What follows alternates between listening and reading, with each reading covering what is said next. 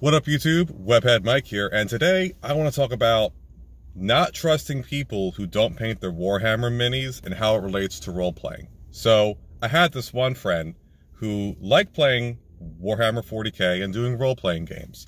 Now, whenever he would show up to a tournament or an event night, he would show up with his unpainted gray army.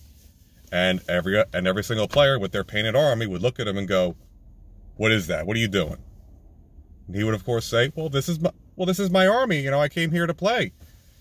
And they would all deride him because he should be painting his army. And he would always come back with, well, I can't do that. I have like 8 kids, I have a wife, and I have to have a job that'll pay for all them and this hobby. Well, of course, everyone who's at that table understands the priorities of your life. You know, faith and family should always be first and second in your life. Then there's your work, and then everything else can be filtered out wherever you need it to be.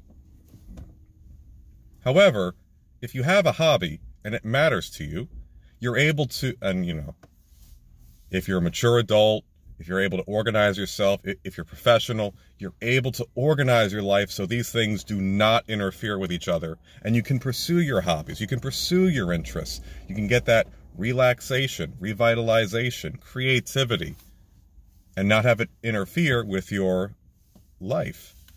Now, why, of course, would they still deride him knowing that all that is true?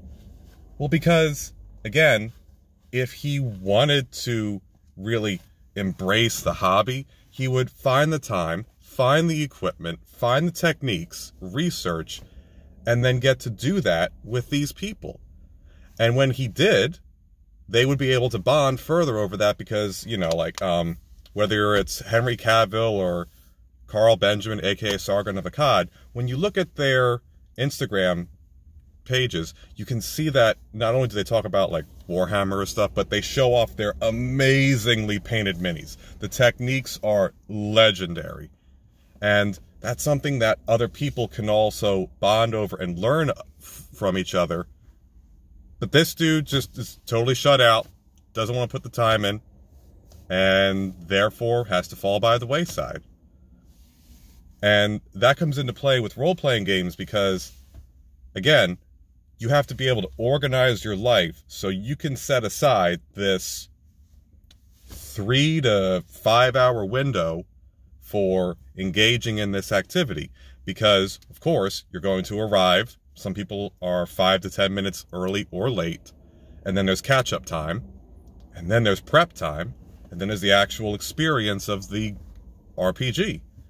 And then there's all of the wind down, maybe some additional catching up, maybe some other shooting the breeze.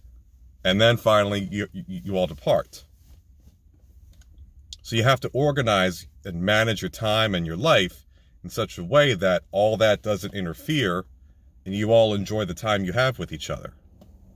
So, again, if there's someone who... Now, this isn't a broad brush to paint people with, because obviously life events happen, people can't make something didn't go right, so you have to allow some leniency for this, especially if someone can give you a heads up, like, more than the day before. Or at least a 24-hour heads up. If they do that, clearly something came up. Clearly they care about their attendance there, the story you're making. So give them that leniency to say, okay, this can happen. Now, if it starts happening too much, and let's say it gets to the point where they've missed almost a whole month's worth of play, well, then I guess at that time you'd have to start wondering, do we rotate someone in? Do we just say, hey man, if this ain't for you, you should go your own way, because we're committed to this and we can't keep catching you up. We can't keep having someone simulate you or explain why your character isn't here. Because, again, it would detract from the experience. I mean, think about if a character died while they were absent, or they made a decision totally contrary to what the player had envisioned. But it had to happen because you weren't there. How many times can that happen before you have to say, listen, man, it ain't working out? So again, find the people who will take the time outside of their lives to make this work. Who is going to slot their schedule so that way it all works out? It all just fits. Now, I myself have 1 or 2 players right now in my game who might have some questionable attendance, but we've now gotten to a point where I think everyone's on the same page. And if there is a question of attendance, I'm notified at least a day in advance. And that happened in my last game where 2 of my more consistent players couldn't show up. One had a family gathering, one was moving.